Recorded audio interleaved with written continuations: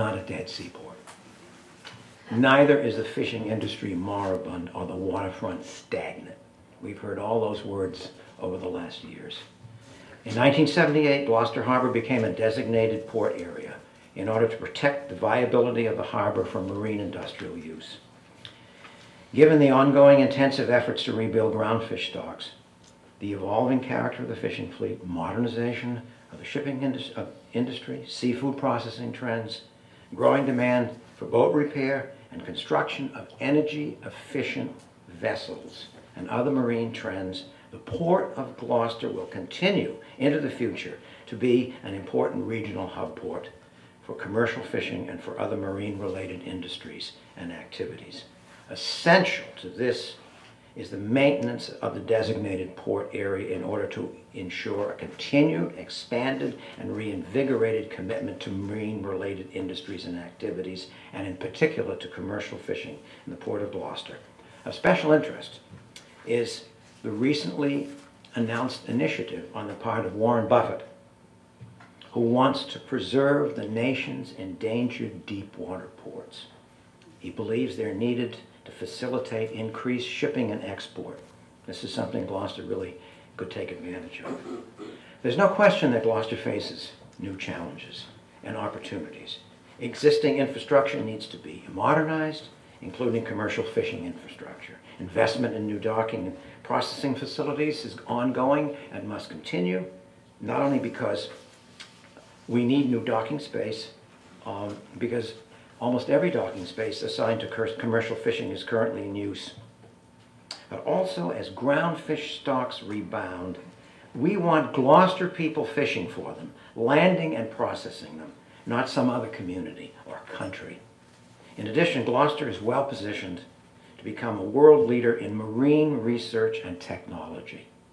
Gloucester's large natural harbor, its proximity to Georges Bank and the Gulf of Maine, the extent and variety of the marine know-how of its residents and the people it draws to it, the work ethic prized and practiced here, all these and more are elements from which to forge highly successful collaborations between fisheries and marine science and technology.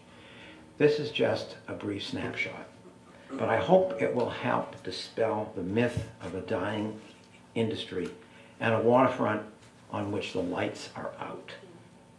This is not to say that we have laurels to rest on, or that there hasn't been a painful downside to the collapse of stocks and the imposition of severe federal regulations, a downside acutely experienced not only by fishermen and their families, but by waterfront property owners and their employees and families. It's only the beginning of a revitalization of our waterfront that will continue to make Gloucester one of the region's most significant hub ports, as well as becoming a center for biomarine research and development. And that brings with it added benefits of increased tourism and the growth and expansion of downtown businesses. And yes, a centrally located hotel, but not on the fort, more jobs, and an expanded tax base, all driven by the waterfront itself. The economic question is important, and we must all work together to support the fishing industry and to sustain a 21st century waterfront. But there's another issue of equal importance, another dimension we need to include in our conversation. We all live here because of that quality of life I've spoken about. We also live here because of our attachment to the place itself, to Gloucester. Place is not only where we live, but also where we get our bearings from. Place is who we are and how we feel about ourselves, how we're anchored in the world. Place is our very identity, the geography of our being, as the Gloucester poet and Fort Square resident Charles Olson put it. And if we lose place or undermine its character, whittle it away year by year, driving people away from the houses they were born or grew up in, we destroy the very basis of our lives here. Author Mark Kurlansky, who has traveled the world, warns us in his latest book, The Last Fish Tale, a wonderful book about Gloucester, not to undermine our identity, as he says it. America's oldest fishing port and most original town. Don't go the way of so many fishing ports that sold their souls, Kurlansky says, bartering away their heritage to become resort communities, only to regret it. Ann pointed that out. Kurlansky cautions us, don't let tourism with its service economy overwhelm Gloucester's gritty blue-collar marine industrial character. For tourism is only the icing on our economic cake, not the cake itself.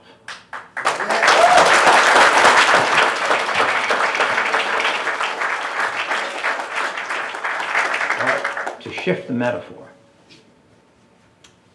the waterfront is the goose that lays the golden egg, that feeds our economy and brings people to Gloucester.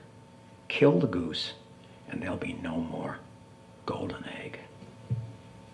We need people like Mark Kurlansky who write from the outside, just as we needed the essential work of historian Joe Garland, who documented Gloucester's past to remind us who we are and what we mean to each other. Because living here, caught up in the stress of daily life, the place often becomes invisible to us. We take Gloucester for granted. Living here daily, knowing each other, working together, even arguing together, we have been given an enormous gift, the gift of community and of the ocean that surrounds and sustains us. Even if we do not fish ourselves, or our families did not follow the sea, living in Gloucester, brought up at the ocean's margins, we all follow the sea. And as the waterfront, which is the very heart and soul of Gloucester, stands or falls, so do we all. Let's commit ourselves to working together to keep our waterfront working. This is not romanticism. It's not a yearning for the past, as some have argued. It's not obstructionism or fear of change. It's who we are and what we are. Lose it, and we lose ourselves and everything else that matters to us. Thank you.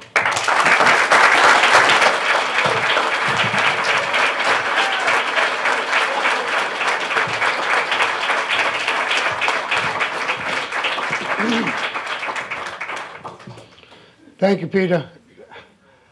He hits it right on the head. I can't say anything else, so I'll go right into our next speaker, and then we're going to open up the floor. We want to hear all the opinions, what you can add.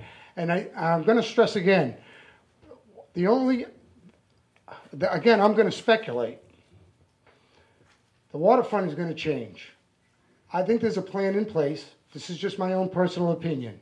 But all the signs are pointing to this, and you got to take the blinders off, people, because there is a plan in place.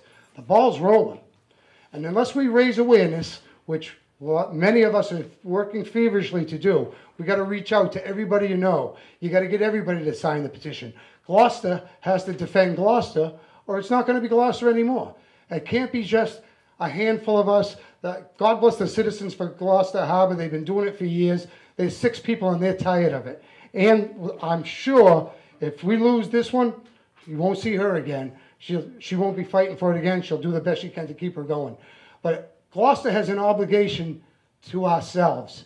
And everybody has to take it up and say, listen, there's a lot of good uses out there. You've heard them all here tonight.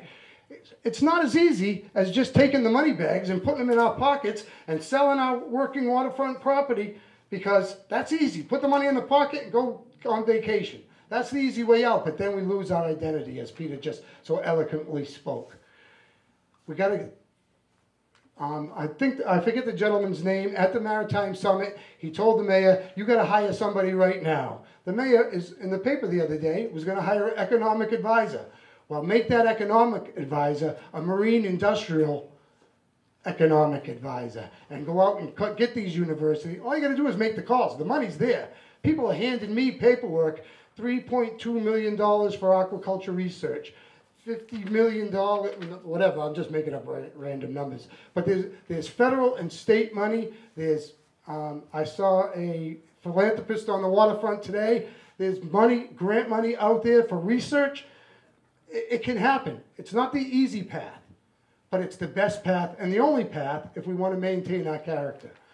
And nobody loved Gloucester more, as a pretty nasty segue, but I'm going to segue right into the people that were smart enough, Charles Olson and Joe Garland, both outsiders who are cherished in this community. We don't want to put up a gate. We want more innovation. We want more people to come here, and we know what they're coming here for. And Joe Garland came and fell in love, and this was his home. And here to address his passion for the community and share his passion is his lovely wife, Helen. Thank you for coming out tonight, Helen.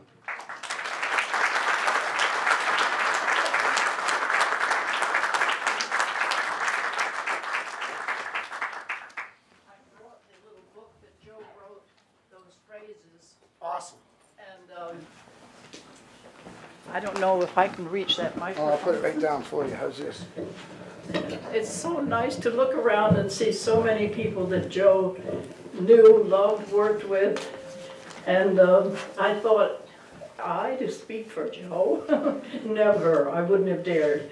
But I brought examples of what he loved, and it is the grandchildren who are going to cherish Gloucester long after we, Annie, Allie, and their mother, Elizabeth.